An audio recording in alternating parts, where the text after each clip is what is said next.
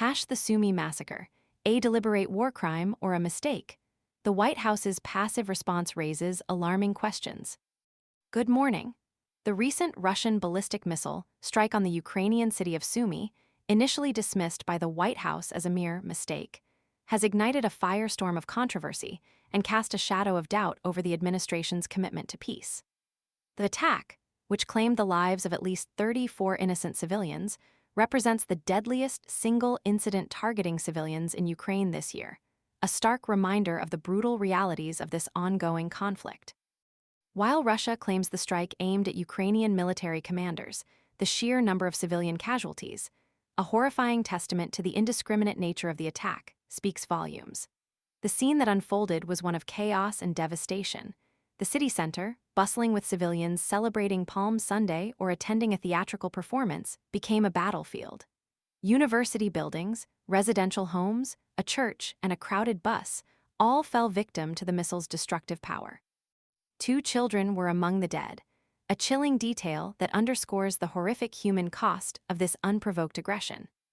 The video and eyewitness accounts paint a grim picture, challenging the Russian narrative. The missiles didn't target a military installation. Instead, they struck the heart of civilian life.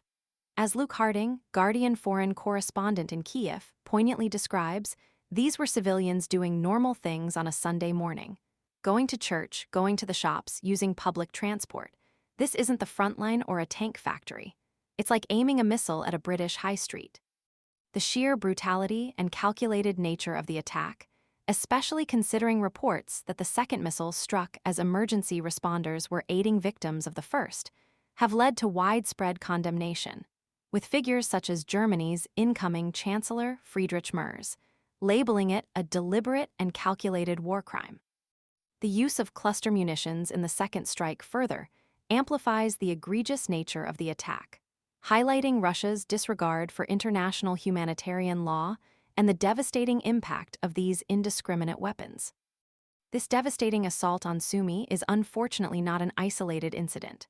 Last week, another Russian missile struck Kryvyi Rih, Volodymyr Zelenskyy's hometown, resulting in 19 deaths, including 9 children. Again, Russia's claim of targeting a military gathering is belied by the proximity of the blast site to a playground. The pattern is unmistakable: a systematic escalation in civilian casualties, particularly noticeable since the commencement of U.S.-brokered ceasefire talks. United Nations data reveal a sharp surge in civilian deaths and injuries since the talks began, with a 50% increase in March compared to February and a staggering 71% increase compared to the same month last year.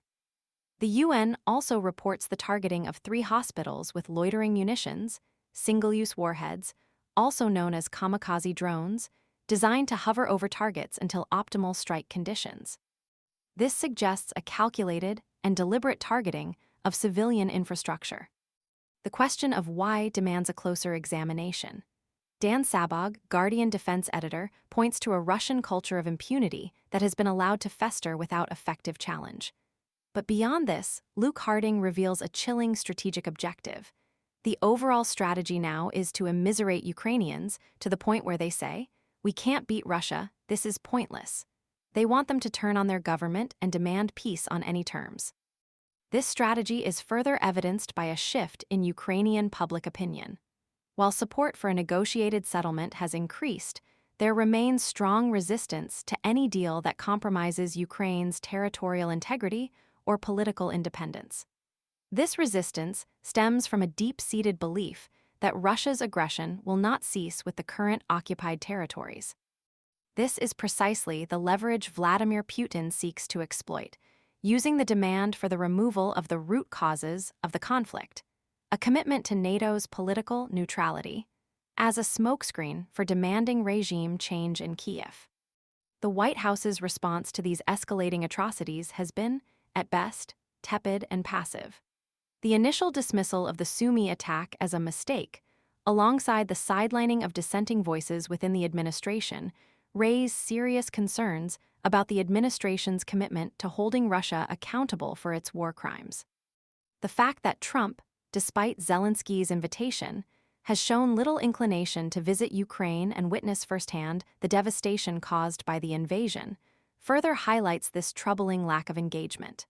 His apparent preoccupation with global trade disputes overshadows the far more urgent humanitarian crisis unfolding in Ukraine.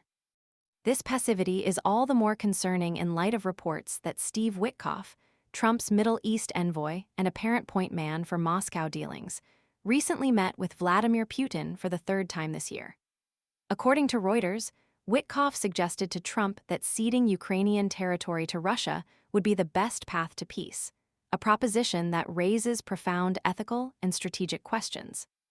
The contrasting approaches taken by other world leaders underscores the White House's relative inaction. Strong statements condemning the attack as a war crime, coupled with calls for increased accountability, have been issued by several nations. This stark contrast exposes the perceived lack of seriousness within the current administration's response. The silence, the downplaying of atrocities, and the apparent willingness to negotiate with Putin's demands. These actions raise fundamental questions about America's commitment to upholding international law and protecting innocent lives. The Sumy massacre stands as a stark reminder that passivity in the face of such blatant aggression is not neutrality, it is complicity. The international community must demand more than empty platitudes. It must demand accountability and an end to the atrocities being committed against the Ukrainian people. Beyond the Sumy tragedy, other significant global events unfolded over the weekend. In the UK, a brewing political storm centers on the British steel crisis and the role of Chinese investment in UK infrastructure. Senior Labour figures have urged a government review amid suspicions of deliberate Chinese sabotage. Meanwhile, Sudan grapples with a major humanitarian crisis, the UK hosting an international summit to restart stalled peace talks. In the realm of domestic news, bin workers in Birmingham rejected a deal to end a strike, while a group of politicians face gambling charges.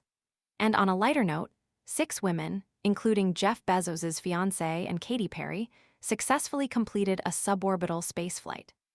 This week's headlines reflect a diverse range of global concerns, from the urgent need to address China's role in UK infrastructure to the ongoing humanitarian disaster in Sudan, and from the political scandal surrounding election bedding to the labor disputes causing disruptions in Birmingham.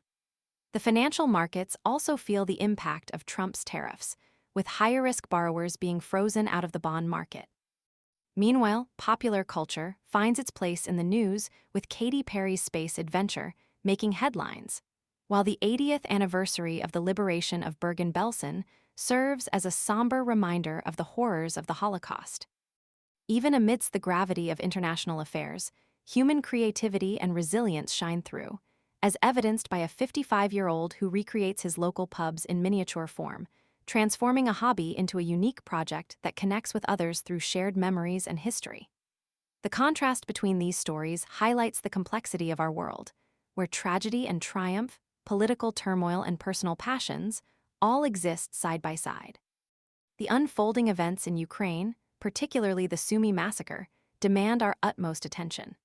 The passive response from the White House not only raises serious ethical questions, but also underscores the urgent need for a more robust and decisive international response to Russia's aggression. The cost of inaction is far too high, measured in the lives lost and the future of a nation under siege. The world must stand united in condemning these atrocities and demanding an end to the violence. Only through collective action can we hope to prevent further tragedies and secure a future where peace prevails over aggression.